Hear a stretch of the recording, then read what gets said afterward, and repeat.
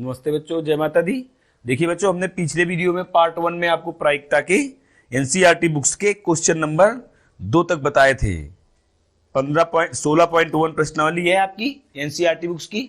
हमने आपको question number 2 तक बताए थे। क्वेश्चन नंबर 3 बता रहा हूं मैं आपको। हमने आपको प्रायिकता में पिछले वीडियो में हमने प्रायिकता में आपको समष्टि, प्रायिकता का मुख्य अवयव समष्टि होता है, समष्टि बनाना हम आपको बता रहे थे, जिसमें क्वेश्चन 2 बताए थे। आपको तीसरा क्वेश्चन हम बताने जा रहे हैं। क्वेश्चन नंबर 3 है, एक सिक्के को 4 बार उछाला जाता है। क्वेश्चन है, एक सिक्के को 4 बार उछाला जाता है। देखो बच्चों, चाहे एक सिक्के को 4 बार उछाला जाए अथवा एक, इसकी ये समष्टि यही होगी, अथवा यदि क्वेश्चन है 4 सिक्कों को एक साथ उछाला जाए।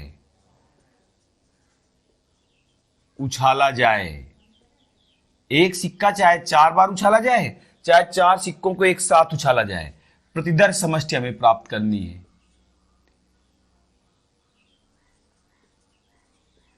प्रतिदर्श समष्टि बनाओ, ये बनानी है हमें। और देखिए बच्चों, दोनों का आंसर एक ही आएगा। आप चाहे एक सिक्के को 4 बार उछाल दें अथवा 4 सिक्कों को एक साथ उछालें, दोनों का आंसर एक ही होगा। तो आप कैसे बनाओगे? देखिए, 2 विधियां हम आपको बता रहे हैं। कह रहा एक सिक्के को 4 बार उछाला जाता है। मान लीजिए एक सिक्का ये है, एक सिक्का ये है, एक सिक्का ये है, एक सिक्का ये है। ये 4 बार उछाले हो गई इसकी। एक सिक्का 4 बार उछाल दिया गया। तो चाहे एक सिक्का 4 बार उछाल दो, चाहे कह दो 4 सिक्कों को एक साथ उछाला जाता है। हमें प्रतिदर्श समष्टि बनानी है। तो हम क्या करेंगे बच्चों, यदि पहली उछाल हम ए मान लें, दूसरी उछाल बी मान लें, तीसरी उछाल सी मान लें, चौथी उछाल डी मान लें, इसके लिए आप ये कह सकते हो कि 4 सिक्के हो गए ए बी सी डी। अब हमें इनकी समष्टि बनानी है बच्चों। तो आपको एस ए क्रॉस बी निकाल दीजिए। आप जितना आ जाए उसमें सी का क्रॉस कर दीजिए, जितना आ जाए क्रॉस डी कर दीजिए आप। तो यदि समुच्चय कार्तीय गुणनफल का आप प्रयोग कर दोगे तब आपको आंसर मिल जाएगा, समष्टि पूरी आ जाएगी। देखिए, जैसे ए क्रॉस बी निकालें अगर हम, तो ए क्रॉस बी कैसे आएगा? देखिए ध्यान से, ए क्रॉस बी निकालोगे आप तो कितना आ जाएगा? एच का, इसके ये समुच्चय लिखा हुआ है बच्चों, ये देखा जाए तो ये समुच्चय के बिना एच कामा टी, एच कामा टी। तो आप इनका गुणा करोगे, क्या आ जाएगा? एच एच एच टी, फिर टी एच टी टी, ये आया। अब इसमें आपको इसका गुणा कर देना है, एच क्रॉस टी करिए आप। जब इसका आप करोगे और फिर इसके बाद एच क्रॉस टी, ये कर दीजिए आप। ये समुच्चय हुए बच्चों, ये समुच्चय के अवयव। अब आप इसका गुणा करोगे तो कितना आ जाएगा? देखिए आप इसका पहले करिए, तो एच एच एच, फिर एच टी एच, फिर टी एच एच, फिर टी टी एच, ये हो गया।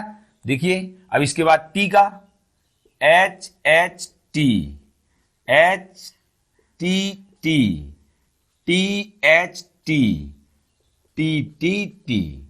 और इसके बाद बच्चों इसका एच कामा टी, इसका कार्तीय गुणनफल कीजिए आप। तो इसका करोगे, देखिए एच एच एच आ जाएगा, 4 एच हो गए।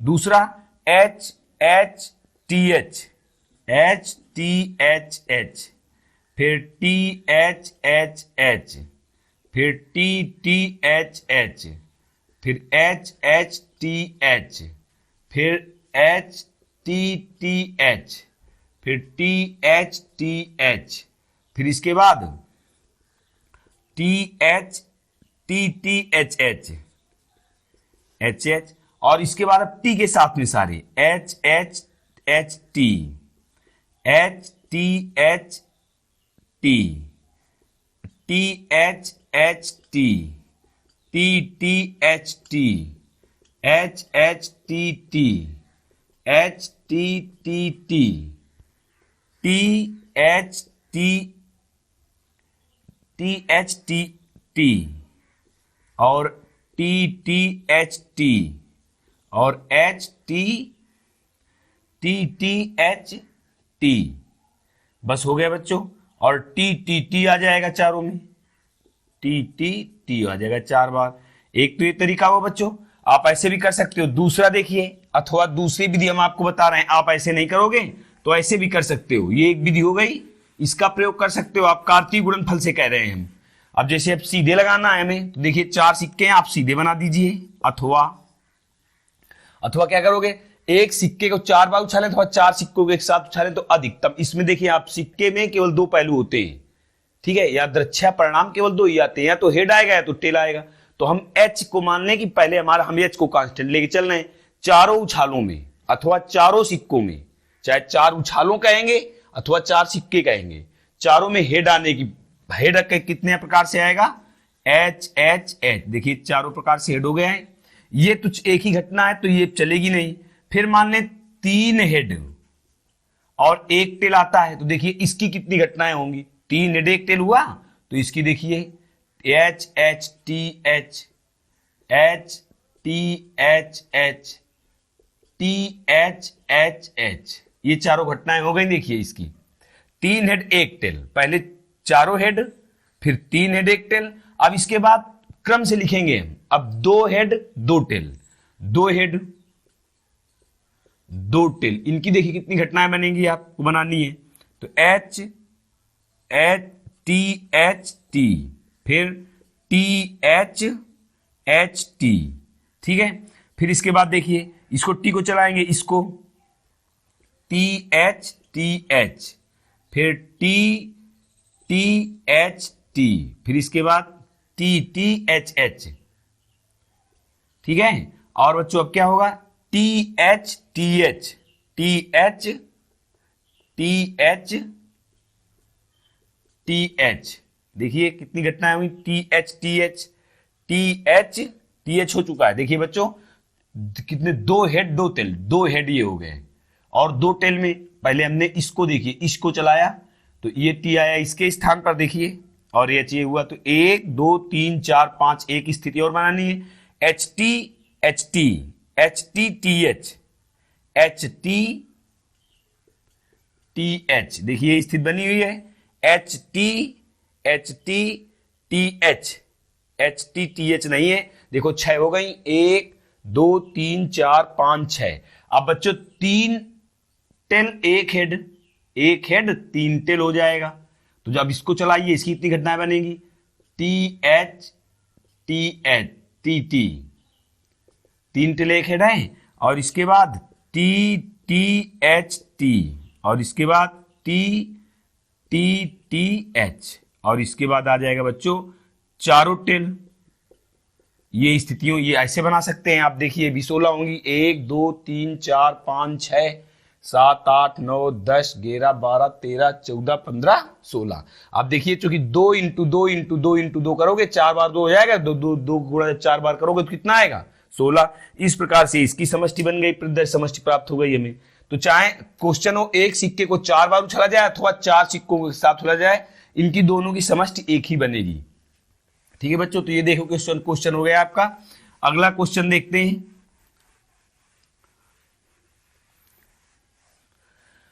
अगला क्वेश्चन है, एक सिक्का उछाला गया है और उस दशा में जब सिक्के पर चित्त प्रकट होता है, एक पासा फेंका गया है। देखना ध्यान से बच्चों, एक सिक्का उछाला जाता है और एक पासा फेंका जाता है। क्वेश्चन अगला है, एक सिक्का उछाला जाता है,